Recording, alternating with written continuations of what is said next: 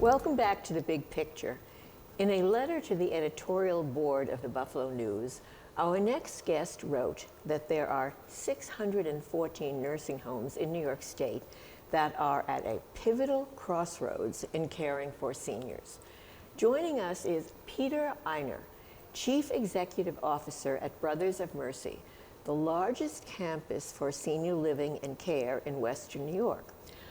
Hi, Peter. Welcome to the program, and thank you so much for joining us today. Thanks for having me, Peggy. So, why are so many senior nursing homes closing or being sold to private owners? Mm-hmm. So it's like any organization, you have to have more revenue come in than your costs, and to continue your service, continue your business. And with nursing homes, about 75% of residents are on Medicaid statewide. And Medicaid does not cover the cost of care. So if our costs are $300 a day to take care of somebody, we get less than $200 a day from Medicaid. So you can see that just doesn't work and it's not sustainable. So what does that mean, what you just discussed? What does that mean for the care of the elderly? It means it has an impact on a lot of things. Right off the bat, it's hard to hire enough people because it's hard to pay the wages that are demanded these days, rightfully so, by the caregivers, because we're not being reimbursed by Medicaid for the cost of care, which includes their salaries. So it really affects the workforce and how many people we can attract to the nursing homes and the assisted livings. It also affects the hospitals because if we can't take in more residents because we don't have enough staff, then the hospitals get clogged up and they can't discharge people. So let's say somebody needs some sort of surgery, there might not be a bed in a hospital available because they have so many people that have not been discharged out to nursing homes or assisted livings. Well, it's like a domino effect. It is. Is basically Absolutely. what you're describing. Absolutely. I mean, that's what happens. Absolutely. If you can't.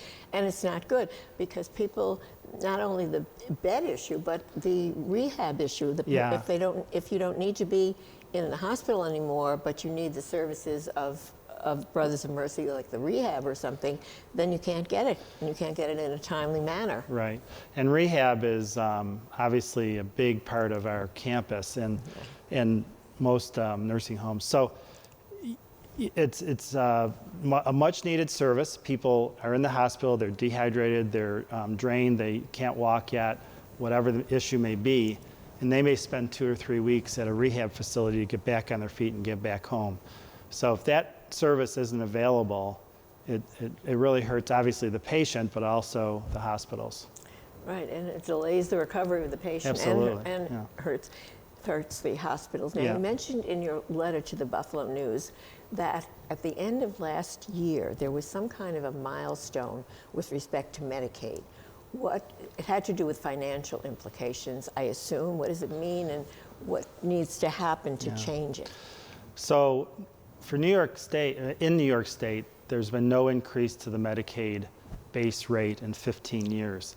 And in those same 15 years, of course, costs have gone up 42%. So it's just a model that doesn't work anymore. And so at the end of this past year, a bunch of us from Rochester, Syracuse, Buffalo, upstate, have started a program. We're addressing this with the governor and with legislators that we need to get more reimbursement from New York State. New York State's dead last in reimbursement of all the 50 states compared to the cost of care. That's a terrible statistic. Yeah. Are legislators not old enough, or have parents old enough, or grandparents that they care about? I can't explain it because it's been a problem, like you said, for a long time.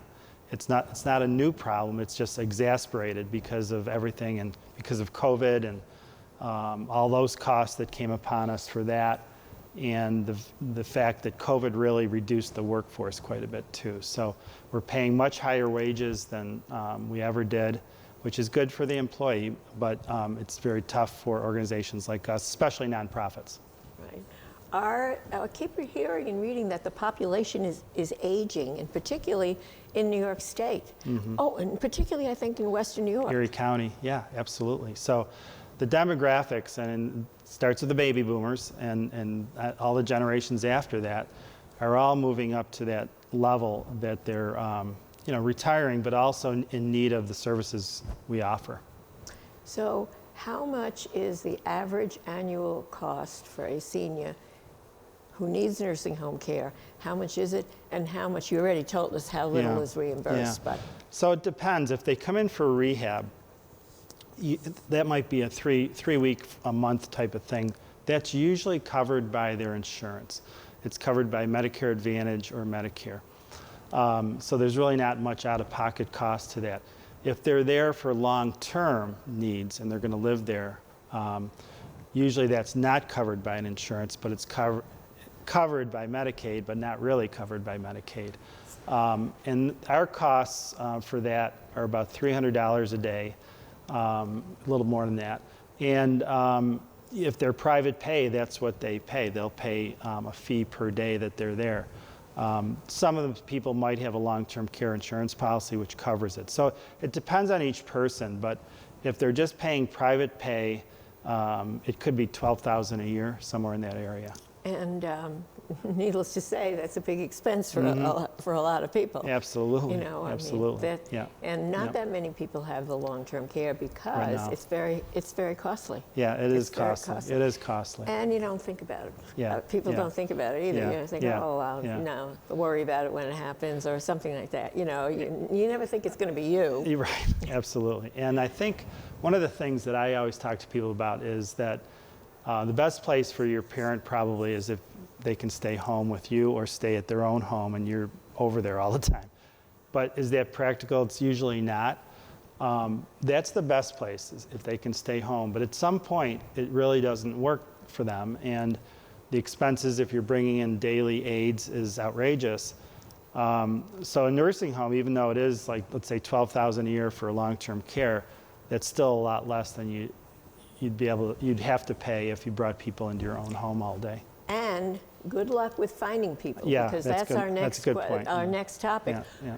Why is it's hard to find workers for you in nursing home and definitely home care? Yeah, it's the home care industry. We're not in that, but they have we have companion care, which is similar, but they have a hard time finding people to staff their their business. And like you said, with the aging demographics, the demand is higher and the supply of workers is lower. So again, it's a model that's kind of out of sync. But you also mentioned the pay. I mean, what are some of the reasons it's hard to get people to do the kind of work that we need? Right. So a certified nursing aide in a skilled nursing facility might start at $16 and make $30 someday. But again, to me, we were just talking about this, that's probably, at times, for sure, is the most important position there is. Because if your mom needs to get to the restroom and there's no one there because the staffing isn't there, it's a crisis. It really is. It's just a high-pressure situation. These aides are unbelievable. They have a very tough job, and they are usually paid the least in the pecking order, which again relates to the lack of Medicaid payments.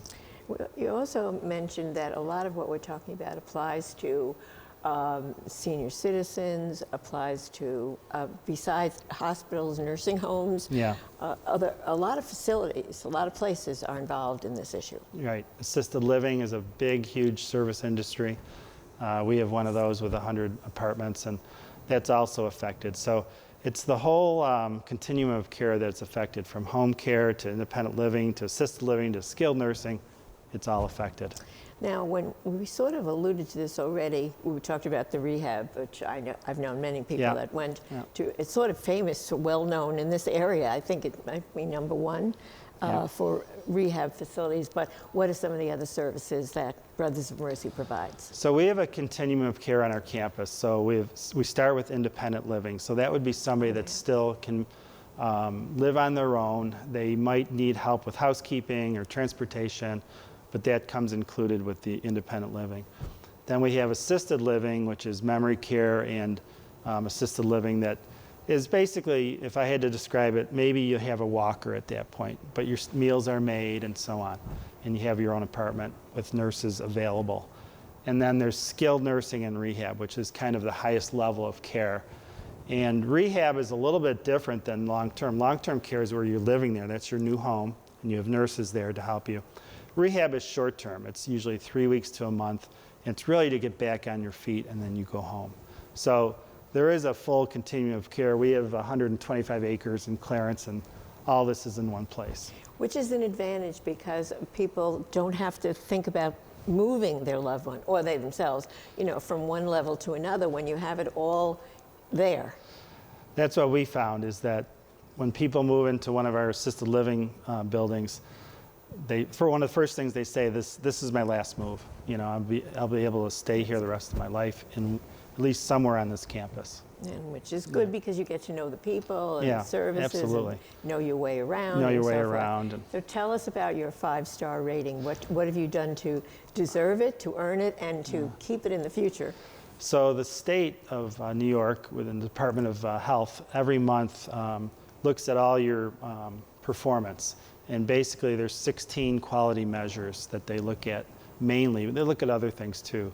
But that's about falls, how many times people have fallen, what type of medications they're on. And they score you. And it's hard to get a 5-star, and we've been 5-star for as long as I can remember. So, you know, that is another thing you want to look at when you're choosing a place for your parents, is to look at, you know, go to the government website and look at what the places are rated. So that's one of the things that's people should do who are thinking they may have a loved one going into a nursing home or thinking of putting someone in a nursing home. Look for the rating and maybe pay a visit? Yeah, absolutely. Both. I would go to nursinghomecompare.gov, and that'll give you the ratings for all the local facilities. But in addition to that, I would take a tour, and if you can, bring your loved one with you. Thank you, Pete Eimer, Chief Executive Officer at Brothers of Mercy, for joining us. If you'd like to know more, go to brothersofmercy.org.